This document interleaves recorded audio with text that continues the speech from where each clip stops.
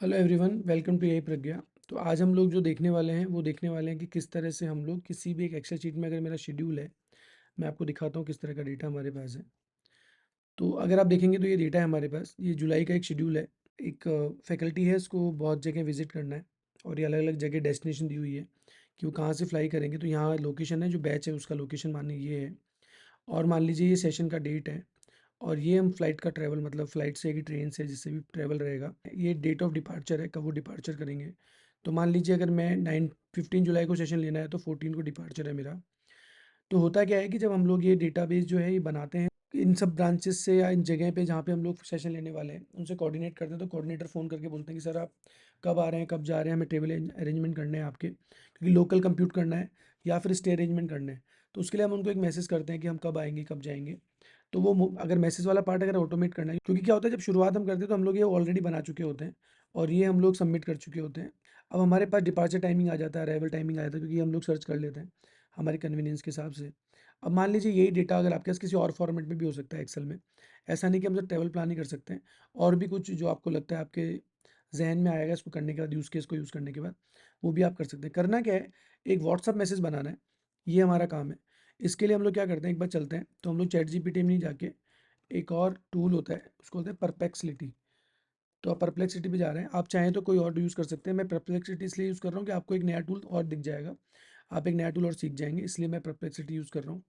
Perplexity क्या है, एक ऐसा टूल है जो रियल सर्च भी करता है। अगर आप इससे कोई भी रियल सर्च करना चाहें तो कर सकते हैं, मतलब ये वेब सर्च स्क्रैप करके गूगल सर्च इंजन की तरह काम करता है, लेकिन ये एलएलएम मॉडल भी है। तो अब इसमें हम एक प्रॉम्प्ट देते हैं, तो प्रॉम्प्ट जो है वो मेरा, मैंने अपने यहाँ सेव कर रखा है।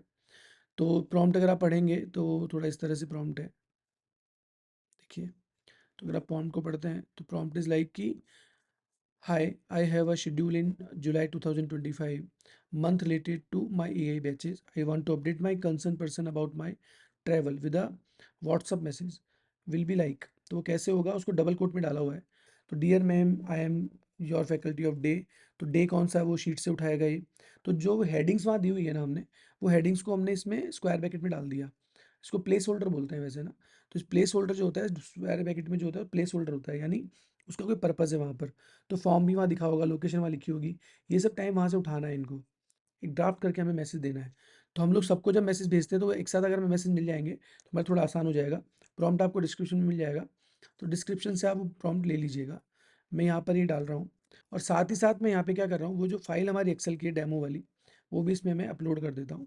एंड नाउ क्या होगा, ये इस फाइल को भी पढ़ेगा, और यहाँ पर मैंने क्या एक क्वेश्चन भी लिखा हुआ है, देखो ध्यान से देखेंगे आप। If you want to ask anything, let me know. तो ये मैंने उनको पूछा, अगर कुछ क्वेश्चन पूछना हो तो पूछ लीजिए। तो माइट भी ये क्वेश्चन पूछेगा, अगर आप ये नहीं लिखेंगे तो क्वेश्चन नहीं पूछेगा। तो हो सकता है पहली बार में कुछ क्वेश्चन ही जनरेट करके दे दे हमें। क्लैरिफिकेशन नीडेड आ गया, देखिए नीचे कि डू यू वांट एड्रेस और मैसेज, ये सब चाहिए कि आपको ये सब करना है कि ट्रैवल प्लान वगैरह। हमने कहा कि नहीं। तो हमने, इसने क्या पहला सैम्पल वास्प मैसेज बना दिया है हमारे लिए। तो I am faculty of this this this this this. तो हमने इसको लिख दिया गो अहेड, मतलब हमने कोई चेंजेस नहीं किया और सीधे लिख दिया गो अहेड।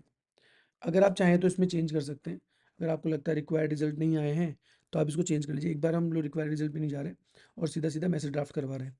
तो इंदौर ब्रांच के लिए इसने बनाया, जैसे बैच नंबर है 325 day 1। Dear sir and ma'am, I am a faculty of day 1 batch number this, schedule on 2 July. तो डे जो है ये वाला जो है, शेड्यूल कौन सा है, बैच किस दिन है, वो है मेरे सेशन का डे है ये।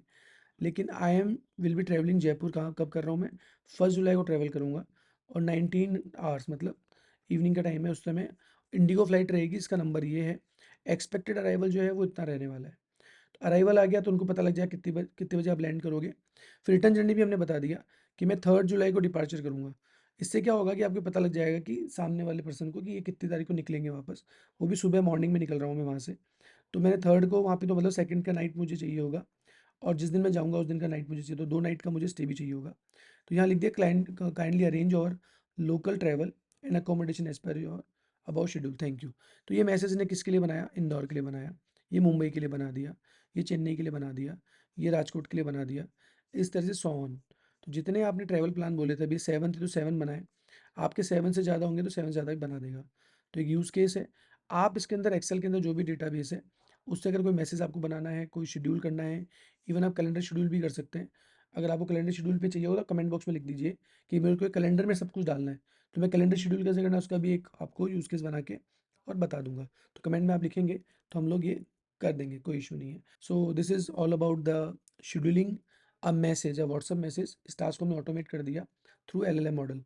सो सीखते रहिए और जुड़े रहिए यही प्रज्ञा से। Thanks for joining.